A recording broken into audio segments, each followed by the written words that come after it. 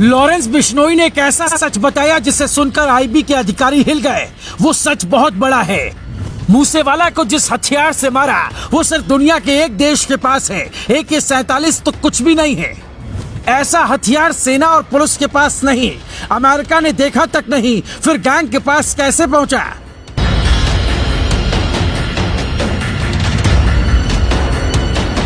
इतिहास में पहली बार किसी गैंगस्टर से पूछताछ देश की खुफिया एजेंसी आईबी कर रही है।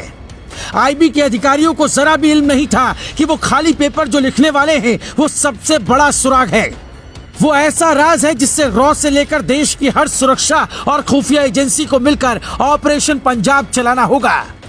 मूसेवाला का मारा जाना सिर्फ एक सिंगर की मौत भर नहीं है। चीन और पाकिस्तान कनेक्शन का राज सुनकर तो आईबी के अधिकारी भी हिल गए।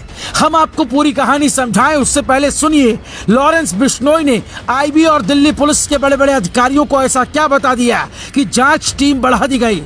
पूछताछ की बात जो मीडिया में आई है उसके मुताबिक मैंने इस बार कुछ नहीं किया क्योंकि मैं जेल में बंद हूँ और काफी दिन से मैंने मोबाइल का भी इस्तेमाल नहीं किया और बिना उसके मैं कुछ नहीं कर सकता। हाँ, इतना कह सकता हूँ कि मेरी गैंग ने ही मूसेवाला को मारा है। कॉलेज के वक्त से ही विक्की मिद्दू खेड़ा बड़े भाई की तरह था, इसलिए मेरी गैंग ने उसके मारे जाने का बदला लिया। हमारे लिए ये आसान काम है। हथियार कहाँ से आया, कैसे आया, किसने प्लानिंग की, हमें नहीं पता। फेसबुक पर किसने लिखा इसकी जानकारी नहीं। मैं जेल में था और मुझे टीवी से पता चला कि मूसेवाला के साथ ये सब हुआ है। हाँ, मैं मानता हूँ ये मेरे गैंग का काम है और मेरे शूटर्स ने गोली चलाई है।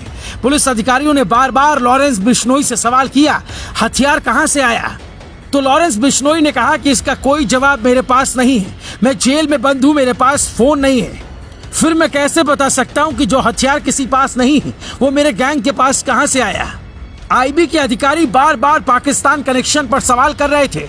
इसका भी जवाब लॉरेंस बिश्नोई ने नहीं दिया। एक बात ऐसी पता चली जिसके बाद आईबी के अधिकारियों के होश उड़ गए। लॉरेंस बिश्नोई कहता है कि आपको भी पता है AN-94 भारत में नहीं बनता। ये हथियार जो देश बनाता है वो पाकिस्तान को भी नहीं देता, लेकिन ये कैसे पंजाब पहुंचा मुझे भी नहीं पता। AN-94 किसी दूसरे देश से ही आ सकता है और वो देश कौन है मुझे क्या पता। ये वो कबूलनामा है जिसके बाद बिश्नोई अब आईबी की जाल में पूरी तरह उलझ गया है। उसे ये भी बताना होगा कि गैंग के लोगों को ऑर्डर किसने दिया। कनाडा में बैठे गोल्डी बराड़ ने इंडिया में कैसे शार्प शूटर तक सारे सामान पहुंचाए। और सबसे बड़ा सवाल तो यह है कि जो AN-94 सिर्फ दुनिया के एक देश के पास है जिसे रूस की आर्मी इस्तेमाल करती है और पहले आयरिश रिपब्लिक ने अपने लिए रखा था, वो गैंगस्टर्स के पास कैसे पहुंचा। यही वो वजह है कि पहली बार गैंगस्टर वाले मामले में आईबी को लगाया गया, क्योंकि मई 2022 में आईबी मुख्यालय पर हुए हमले के बाद से खुद आईबी के होश उड़े हुए हैं कि उसके ऑफिस को किसने निशाना बनाया और सीमा पार से इधर रॉकेट कैसे पहुंच गया। अब आप भी AN-94 के बारे में जान लीजिए ताकि आप भी समझ पाएं ये कितनी बड़ी प्लानिंग है। AN-94 को बनाने में ही 14 साल का वक्त लग गया। पहले रूसी सेना AK-74 चलाती थी, अब ये चलाती है। डिजाइन और लागत इतनी है कि ये आसानी से मिलती भी नहीं। 1 मिनट में 1800 गोलियां निकलती है। यही कारण है कि जब सामने मूसेवाला था तो 2 मिनट में ही रेकी हुई और करीब 30 राउंड गोली भी चल गई। AK-47 से निकली गोलियों की स्पीड 715 मीटर है, जबकि इससे निकली गोली की स्पीड 900 मीटर होती है।